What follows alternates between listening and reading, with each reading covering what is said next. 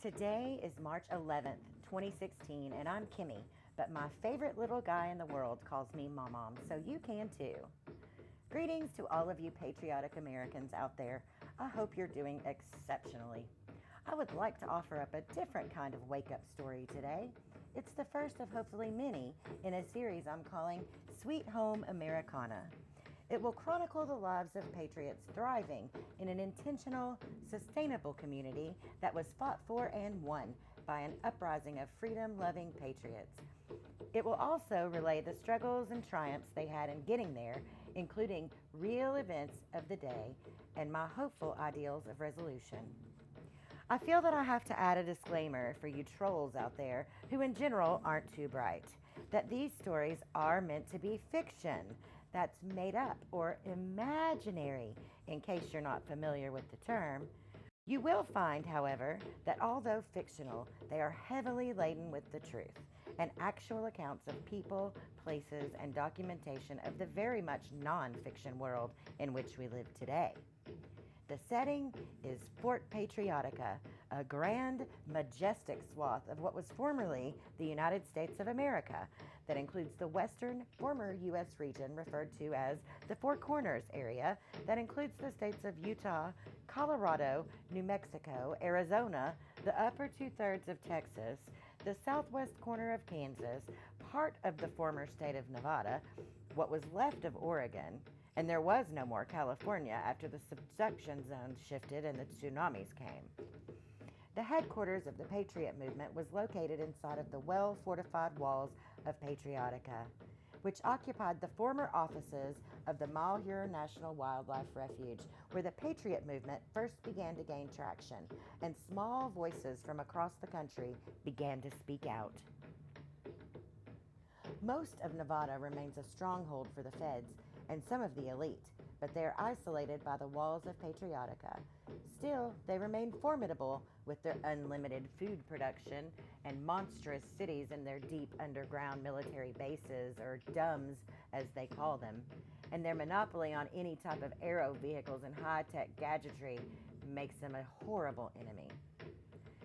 After the EMP that they blamed on North Korea, but we're pretty sure was perpetrated by our very own infiltrated government, the elite pretty much had a monopoly on the remaining technology across the board beyond solar power, generators, wind turbines, and other such means of providing minimal electricity, and the ad hoc computer network that was salvaged when the hacker preppers had tucked them inside of Faraday cages when the blast had occurred. However, you can rest assured that the Patriots still have some tricks up their sleeves. My first installment is called Sweet Home Americana, The History of Fort Patriotica, by me, Mom. In the not-too-distant future, the sun sets on yet another productive day at Fort Patriotica. You can hear the excited voices and rhythmic drumming in the distance and see the glow of the bonfire and shadows of the dancers even before you crest the hilltop. As you reach the top, you see thousands of people gathering, squeezing as close to the roaring bonfire as possible, with dozens of smaller campfires littering the hillsides and the valley below. Closest to the roaring flames, and best lit, you see gathered in camps the original Native American councils, no longer relegated to reservations, free and standing united with the Patriots as we are all now Native Americanans. The musicians circling the fire are a mix of formerly famous greats of all genres, from bluegrass to heavy metal to gospel to big band and everything in between, all seated side by side with their tribal brothers, creating a joyful sound.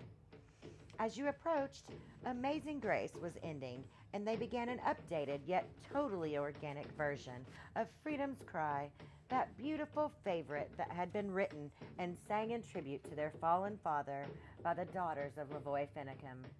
How appropriate, you think, as you spot the camp containing many of your friends. The banner displayed prominently over the entry was the name Small Voices, but it was the largest camp there, and it was your camp. This was the camp of the people who in the beginning were just ordinary people, small voices they humbly called themselves, small voices yet with access to a really big platform that back in BP or before the Pulse was called YouTube. With what some were referring to as antiquated ideas of freedom and liberty, they came together through this platform and decided that they were going to be heard and weren't going to take no for an answer. The chatter around this fire was about Mom, one of their group who was giving a speech tonight and introducing a special guest speaker who she had assured them would rock the Patriots' world. As the excitement mounts, Mom approaches the riser and takes her place behind the podium. You would think there was actually a sound guy with a mixer with the seamless way the drummers faded the beautiful music to an ambient level. Shouts of greetings to Mom rang out through the crowd, and she stood there facing them and smiling, making no effort at all to quiet the crowd. She waits patiently, and eventually the din of voices calm to a low murmur that can barely be heard over the crackling of campfires. Her sense of pride and patriotism as she scans the crowd is the stuff of legends, and she makes sure to give a nod and a wink toward the Small Voices encampment, which immediately invoked a series of whoops and whistles to rival a naval ship coming into port after a long deployment. When calm returned, she shouted, "It's February 16th, 2022, and it's been one whole year since Americana's founding." The volume once again begins to rise as she screams even louder. "And 4 months and 20 days since our last attack." A melee of cheering and whistling rose up again to a level that was practically deafening. Mom takes this opportunity to leave the podium and make her way to the Small Voices campfire to give and receive hugs, handshakes, and pats on the back from her friends and family who were waiting to hear her speech. And although they would never admit to it, to find out who the secret special guest was going to be. Emotional tears filled her eyes by the time she reached the riser, and she needed help to get back onto the podium and to find her glasses, which were clearly perched on top of her head. When she thought she could be heard again, she began somewhat red-faced, exclaiming, "Damn brain damage," and then continued, Sorry. "Hello, you beautiful freedom lovers, you." The crowd roared back in unison. "Hello, Mom," she began. "Today, not only are we celebrating the founding of Americana and Fort Patriotica, but I am also thanking God for the literal answer to a personal prayer that I made years ago. Only 11 short days after the outright, cold-blooded murder of American patriot Lavoy Finicum and arrest of several other patriots who were making a public, peaceful yet armed stand for everyone's God-given rights at Malheur National Wildlife Reserve, this very spot, Ammon Bundy, through his attorney, released a statement. A little over 7 years ago, on February 6, 2016, he called on the elected officials of 8 states, Idaho, Nevada, Oregon, Wyoming, Utah, Arizona, Washington State, and Ohio to support he and his co-defendants. In the statement he released to the public, he made a plea saying, quote, "You have constituents in federal custody. Please visit and contact them to voice your support for free speech, the right to assemble, and civil disobedience," end quote.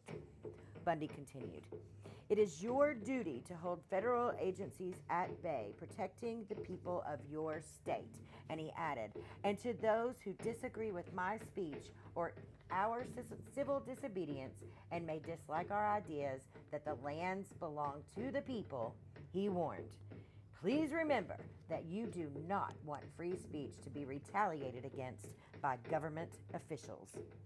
He summed it up by declaring, "If you do not advocate for your government to tolerate ideas it hates, then the First Amendment and free speech mean nothing." It was at that moment I said a prayer out loud to our Heavenly Father that this speech be recorded in our children's history books of the future as the positive and pivotal moment that reunited we the people against the tyrants who would divide and destroy that once great nation. So now, without further delay, to present and dedicate to all Americanans and their future generations, hot off the presses that were liberated from the former Federal Reserve, the very first copy of Americana 101, the history of Fort Patriotica. Here he is, a great historian and founder of the Info Warrior Press, the original Info Warrior himself, Mr. Alex Jones.